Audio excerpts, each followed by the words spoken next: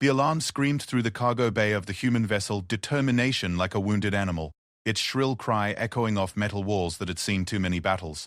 Captain Elena Vasquez pressed her palm against the emergency beacon control, silencing the sound that had pulled her from a restless sleep in the ship's cramped quarters. "Status report," she called into her communication device, her voice cutting through the sudden quiet like a blade. "Unknown debris field ahead, Captain," came the reply from Lieutenant Chen at the navigation console. "Looks like recent wreckage. No active signals, but the scanners are picking up traces of atmosphere leakage." Elena frowned, pulling on her jacket as she made her way to the bridge. The Determination wasn't a large ship by galactic standards, barely 200 meters from bow to stern, but it was home to her and the 43 other humans aboard. They were merchants, traders, and occasional salvage operators working the outer rim territories where the major galactic powers rarely bothered to patrol. The bridge was a cramped space filled with humming computers and flickering displays. Through the main viewport, Elena could see the debris field scattered across space like the bones of some massive creature. Twisted metal caught the light from the nearby star, creating a deadly constellation of sharp edges and broken dreams. "Any idea what kind of ship it was?" Elena asked, settling into her command chair. Chen shook his head, his fingers dancing across the sensor controls. "The metal composition isn't in our database. Definitely not human, and it doesn't match any of the known species we trade with. But Captain, there's something else." Helena raised an eyebrow. "What?" "I'm detecting a faint life sign. Very weak, but it's there." The bridge fell silent except for the steady hum of the ship's systems. Elena stared at the debris field, her mind racing. Standard protocol was clear. Unknown alien technology could be dangerous, and rescuing survivors from species they'd never encountered could lead to diplomatic incidents or worse. But the thought of leaving someone to die in the cold vacuum of space made her stomach turn. "Prep the rescue shuttle," she said finally. "I'm going out there." "Captain, regulations state that first contact situations should be reported to..." Chen began. "Regulations also state that we should render aid to any being in distress," Elena interrupted. "I'm not leaving someone to die out there while we wait for bureaucrats to decide if they're worth saving." 30 minutes later, Elena floated through space in her environmental suit, tethered to the rescue shuttle piloted by Chief Engineer Marcus Webb. The suit was standard human military issue, designed for extended operations in hostile environments. Its systems hummed quietly around her, providing life support, radiation protection, and enhanced mobility in zero gravity. The wreckage was worse up close. Whatever had destroyed the alien ship had been thorough and violent. Pieces of hull plating drifted past them like metallic snowflakes, some still glowing with residual heat from whatever weapon had torn the vessel apart. "There." Webb's voice crackled through the communication system. 2 o'clock, about 50 meters out. Elena turned her head to follow his direction and saw it. A small escape pod, no bigger than a human life raft, tumbling slowly through the debris. Its surface was covered in alien markings that seemed to shift and flow even as she watched, and a weak atmospheric field flickered around it like dying flame. "The life sign is definitely coming from inside," Webb confirmed, checking his instruments. "But the pod's losing atmosphere fast. Whatever's in there has maybe an hour before the life support fails completely." Elena activated her suit's maneuvering thrusters and pushed off toward the pod. As she got closer, she could see that it was damaged, with a jagged tear along one side where debris had punctured the hull. Atmospheric gases were leaking out in a steady stream, visible as crystalline particles that caught the starlight before dispersing into vacuum. The pod's transparent section was fogged with condensation, but Elena could make out a small form inside, motionless and apparently unconscious. She attached a magnetic clamp to the pod's hull and began searching for an access point. The alien writing was unlike anything in their databases, flowing across the surface in patterns that seemed almost organic. Elena ran her gloved hands along the hull until she found what felt like a hatch mechanism. When she pressed against it, the marking glowed softly, and the hatch split open like flower petals. Inside, curled up in a space barely large enough for a human child, was a being unlike anything Elena had ever seen. It was small, perhaps 4 feet tall if it was standing, with pale blue skin that seemed to shimmer with an inner light. Its features were delicate, almost crystalline, with large eyes that remained closed. It wore clothing that appeared to be made of the same shifting material as the pod's exterior markings. More importantly, it was clearly dying. Elena's suit sensors immediately detected the problem. The creature's atmosphere was nitrogen-based like humans, but with a much higher oxygen content and trace gases that her suit identified as potentially toxic to human physiology. The alien's breathing was shallow and irregular, and its skin had taken on a sickly grey tinge. "Webb, I need you to bring the shuttle closer," Elena called. "I'm bringing the survivor aboard." "Is it safe?" Webb asked. "We don't know anything about their biology or if they carry diseases." "Look, Marcus, I'm not a xenobiologist, but I can tell when something is dying. We'll worry about contamination protocols after we save its life." Elena carefully lifted the alien from the pod. It was surprisingly light. Its body warmed to the touch even through her gloves. As she maneuvered back toward the shuttle, she noticed something that made her pause. The creature's breathing had become even more labored, and its skin was turning darker. On impulse, Elena activated her suit's emergency atmosphere sharing protocol. It was designed to provide life support to another human in a damaged suit, but she hoped the basic principle would work. She attached one of her suit's secondary air lines to a small breathing mask and gently placed it over the alien's nose and mouth. The effect was almost immediate. The creature's breathing steadied, and some color returned to its skin. Elena felt a surge of relief as she guided them both into the shuttle's airlock. Back aboard the Determination, Elena found herself in the ship's small medical bay, staring down at the alien child, for she was increasingly certain that's what it was, lying on the examination table. Dr. Sarah Kim, the ship's medic, ran her scanner over the small form while shaking her head. "I've never seen anything like this, Doctor," Kim said. "The physiology is completely alien, but there are some similarities to human biology. The respiratory and circulatory systems seem analogous to ours, but there are additional organs I can't identify. Can you help it?" Elena asked. "I honestly don't know. The breathing apparatus you improvised is helping, but this creature needs an atmosphere with specific gas ratios that we can't replicate with our equipment. The trace elements in its natural atmosphere appear to be essential for its cellular metabolism." Elena stared down at the small alien, feeling helpless. They'd rescued it from certain death in space, only to watch it die slowly in their medical bay. The creature's eyes fluttered open for a moment, revealing irises that shifted between blue and silver like liquid metal. It looked at Eleanor with an expression that seemed to hold both fear and gratitude before its eyes closed again. "Wait," Elena said suddenly. "What about my environmental suit? It has atmospheric processes, radiation filtering, temperature control, all the systems needed to maintain life in hostile environments. Your suit is designed for human physiology. The atmospheric mixture would be wrong, the pressure settings." "But the suit's systems are modular and adjustable," Elena interrupted. "If we could modify the atmospheric processes to match the alien's needs, use the suit's life support as a temporary life support system. It's crazy enough that it might work," Dr. Kim admitted. "But we'd need to completely recalibrate the atmospheric mixture, and we don't have the technical specifications for this species' requirements." "Then we'll have to figure it out," Elena said. "Use the readings from the escape pod's atmosphere, compare them to what's keeping the alien stable now with the emergency breathing mask." The next several hours were a blur of frantic activity. Elena stripped off her environmental suit and laid it out on the medical bay table like a surgeon preparing for an operation. "With Dr.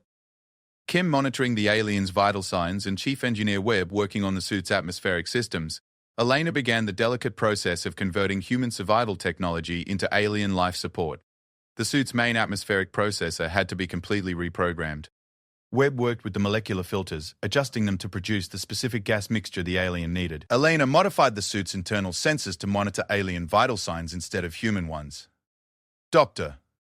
Kim prepared a nutrient solution that could be administered through the suit's emergency feeding system, basing its composition on analysis of the alien's cellular structure. "We're ready," Webb announced, after 6 hours of modifications. "But Elena, once we seal the alien inside your suit, we won't be able to make further adjustments without stopping the life support." Elena nodded grimly. They would get one chance to get this right. If they had miscalculated anything, the alien would die, and they would have no way to save it. Together, they carefully placed the small alien inside the environmental suit. The suit was designed for an adult human, so the alien seemed almost lost inside it, but the suit's internal systems automatically adjusted for the smaller occupant. Elena sealed the helmet and activated the life support systems. For a moment, nothing happened. Then the suit's displays lit up with readings Elena had never seen before. The atmospheric processes hummed to life, the alien's unique vital signs appeared on the medical monitors, and slowly, very slowly, the creature's condition began to stabilize. "It's working, Doctor," Kim breathed. "Its vital signs are strengthening. The suit is actually keeping it alive." Elena felt a wave of relief wash over her, followed immediately by the realization of what they had just accomplished. They had taken human technology designed for human survival and successfully adapted it to keep an alien life form alive. It should have been impossible, but somehow it was working. The alien's eyes opened again, clearer this time, and it looked up at Elena through the helmet's transparent visor. Its expression was no longer one of fear, but of wonder and curiosity. It raised one small hand and placed it against the inside of the helmet, its fingers spread wide. Elena placed her own hand against the outside of the helmet, matching the alien's gesture. Through the transparent barrier, two completely different species made contact for the first time, connected by nothing more than the simple human refusal to let another being die. Now what? Dr. Kim asked quietly. Elena continued to look down at the small alien, who seemed to be studying her with equal fascination.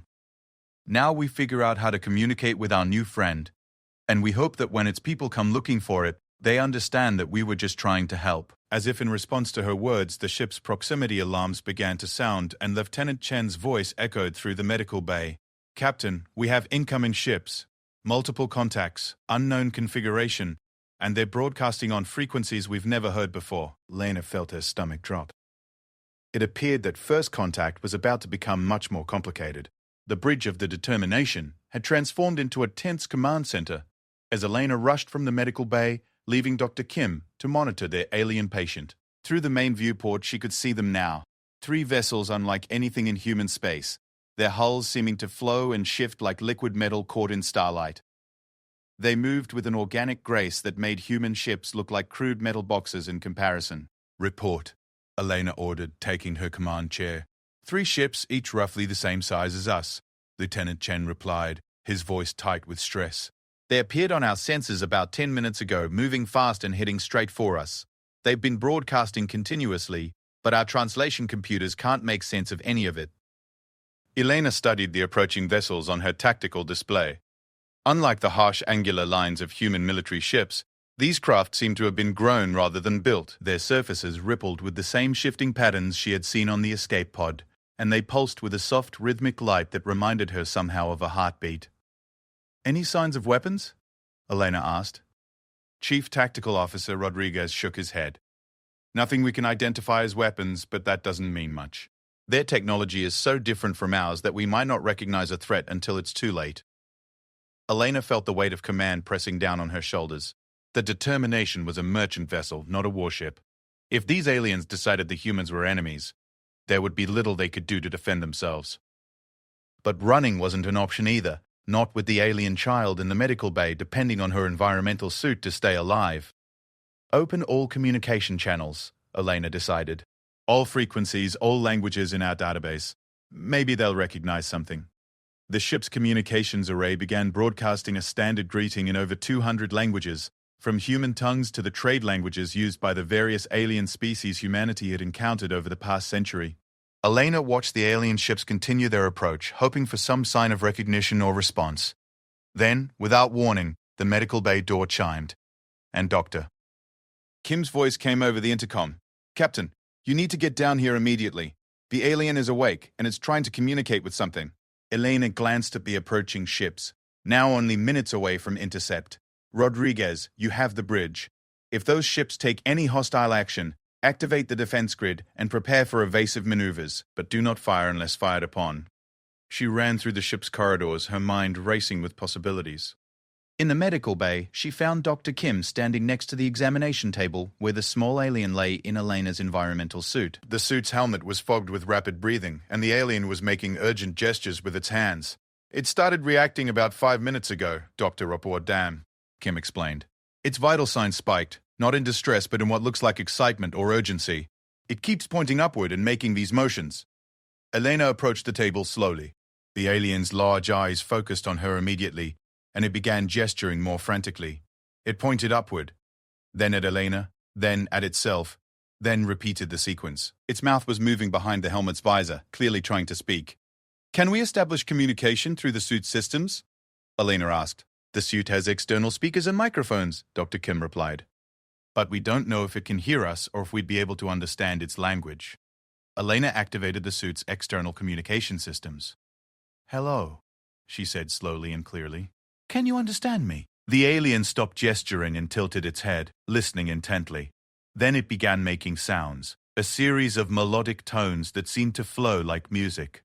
The sounds were unlike anything Elena had heard, rising and falling in complex patterns that seemed to convey meaning beyond simple words. "Computer, analyze the sound patterns and look for linguistic structures," Elena ordered. The ship's computer began processing the alien's speech, but Elena could see this was going to take time they didn't have. The alien seemed to understand this too, because it changed tactics. Instead of speaking, it began drawing symbols in the air with its finger, tracing complex patterns that glowed briefly in the suit's interior lighting system. Elena watched carefully as the alien drew what looked like 3 ships, then pointed upward. It drew a smaller figure, pointing to itself, then drew Elena and the ship around them. The meaning was becoming clear. The 3 ships approaching were looking for the alien child. "Your family," Elena said, pointing to the alien and then upward. "They're coming for you." The alien nodded vigorously, then began drawing more symbols. This time it drew what looked like the wreckage field, followed by symbols that seemed to represent destruction or violence. Then it drew the 3 approaching ships, but surrounded them with symbols that Elena interpreted as urgency or desperation. "They're afraid something happened to you," Elena realized. "They found the wreckage and they're looking for survivors." Again the alien nodded, but then its expression grew troubled. It drew Elena and the determination, then surrounded them with question marks and symbols that seemed to convey uncertainty or potential danger. The message was clear. The alien didn't know how its people would react to finding their child in the care of an unknown species. Elena's communication device crackled to life. "Captain, the alien ships are within weapons range. They've stopped broadcasting and appear to be scanning us intensively." Elena thought quickly. The alien child was stable for now, but it couldn't stay in her environmental suit forever. If its people decided that the humans were hostile, they might attack before she could explain that they were trying to help. On the other hand, if she appeared with the child, they might see it as proof that the humans were friendly. "Dr. Kim, can the suit's life support systems be made mobile?" Elena asked. "The suit's designed for EVA operations, so yes, but why?" "Because we're going to have to make a house call." Elena turned back to the alien child. "I'm going to take you to your family. Do you understand? I'm going to bring you to the other ships." The alien's eyes widened, and it began gesturing rapidly. It pointed to Elena, then to itself, then made a protective gesture, wrapping its arms around its torso. Elena got the message. The alien was concerned for her safety. "Computer, patch me through to Lieutenant Chen," Elena called. "Captain?" Chen's voice came through clearly. "Prep the shuttle bay. I'm taking our guests to meet their family, and I want you to broadcast our intentions on all frequencies. Make it clear that we're returning their child unharmed." "Captain, that's incredibly dangerous," Chen protested. "We don't know anything about these beings or their intentions. Look, the way I see it, we have 2 choices. We can sit here and hope they don't decide we're kidnappers, or we can take the initiative and show them that we're returning their child voluntarily. I know which option I prefer." Elena carefully helped the alien child sit up. The environmental suit was bulky for its small frame, but the alien seemed to understand that it was keeping them alive. Elena activated the suit's mobility systems, and together they made their way to the shuttle bay. The rescue shuttle was already prepared for launch, with Chief Engineer Webb in the pilot's seat. Elena strapped the alien child into one of the passenger seats, making sure the suit's umbilical connections were secure. "Broadcasting on all frequencies," Webb reported. "We're transmitting visual images of the child, along with mathematical progressions and universal scientific constants to demonstrate our peaceful intentions." Through the shuttle's viewport, Elena could see the 3 alien ships moving into a triangular formation around the Determination. They were close enough now that she could make out details of their construction, and what she saw took her breath away. The ships weren't just organically designed, they appeared to be actually alive. Their hulls rippled with what looked like breathing, and patterns of light flowed across their surfaces like bioluminescent displays on deep-sea creatures. Port-like openings dilated and contracted along their sides, and Elena could swear she saw something like eyes, massive, intelligent eyes, studying their shuttle as they launched. The alien child pressed against the shuttle's viewport, its excitement palpable even through the environmental suit. It began making rapid gestures toward the nearest of the 3 ships, clearly trying to communicate with its people. "Captain, I'm detecting some kind of directed energy beam," Webb announced tensely. "It's scanning us, but it doesn't feel like a weapon." More like a very sophisticated sensor array. Elena felt a tingling sensation, as if something was examining her on a molecular level. The alien child seemed unaffected by the scanning, but it was becoming increasingly animated, pressing its hands against the shuttle's hull and making sounds that the suit speakers translated into melodic tones. Suddenly, the nearest alien ship began to change. Port-like openings along its side dilated wider, and a soft blue-white light began to emanate from within. The ship's surface near the openings became more transparent, revealing an interior space that seemed to be filled with flowing, luminescent atmosphere. "They're opening a docking bay," Elena realized. "They want us to come aboard." Webb looked at her with concern. "Captain, once we're inside their ship, we'll be completely at their mercy. We don't know their intentions, their capabilities, or even their biology." Elena looked back at the alien child, who was practically vibrating with excitement. The small being looked up at her through the suit's helmet, its expression one of trust and gratitude. Elena realized that this moment would define not just her own fate, but potentially the relationship between humanity and an entirely new species. "We've come this far on trust," Elena said. "I'm not going to stop now. Take us in." The shuttle moved slowly toward the alien ship's docking bay. As they approached, Elena could see that the opening was adjusting itself to accommodate their craft, the edges flowing like liquid to create a perfect seal. The bioluminescent atmosphere inside pulsed in rhythm with their approach, almost as if the ship itself was breathing in anticipation. The moment they crossed the threshold into the alien ship, everything changed. The shuttle's sensors went wild, detecting atmospheric conditions that should have been impossible, gravitational fields that adjusted to provide perfect comfort, atmospheric pressure that seemed to fluctuate based on their biological needs, and energy patterns that made their electronics sing with harmonious frequencies. "The ship is alive," Webb whispered in amazement. "Not just biological. Actually, alive and intelligent." Elena looked around in wonder as the docking bay sealed itself behind them. The walls seemed to pulse with gentle light, and she could see what looked like nervous system pathways running through transparent sections of the hull. But more importantly, she could see figures moving toward them through the luminescent atmosphere. Tall, graceful beings that moved with the same fluid motion as their ships. The alien child had become completely still, watching through the viewport as its people approached. Elena could see the family resemblance immediately. The same pale blue skin that shimmered within a light. The same large eyes that shifted between blue and silver. The same delicate, almost crystalline features. But the adults were taller, more angular, and their skin patterns were more complex, flowing across their surfaces like living tattoos. Elena stood up, checking the alien child's environmental suit one final time. "Well," she said to Webb, "I guess it's time to meet the neighbors." The shuttle's hatch opened with a soft hiss, and Elena stepped out into the alien ship's docking bay, carrying the child in her arms. The atmosphere was breathable for humans, warm and humid with a faint scent that reminded her of ocean spray and growing things. The adult aliens stopped several meters away, their large eyes fixed on the small child in Elena's environmental suit. For a moment, nobody moved. Then the child made a sound, a complex melody that seemed to convey joy, relief, and safety all at once. The nearest adult alien stepped forward, its skin patterns shifting rapidly in what Elena interpreted as intense emotion. It reached out toward the child, then stopped, looking uncertainly at Elena and the bulky environmental suit. Elena carefully set the child down, keeping one hand on the suit's life support connections. She gestured to the suit, then to the child, then made breathing motions with her hands. The message was clear. The suit was keeping the child alive. The adult alien's skin patterns shifted again, this time in what Elena hoped was understanding and gratitude. It approached slowly, studying the environmental suit with obvious fascination.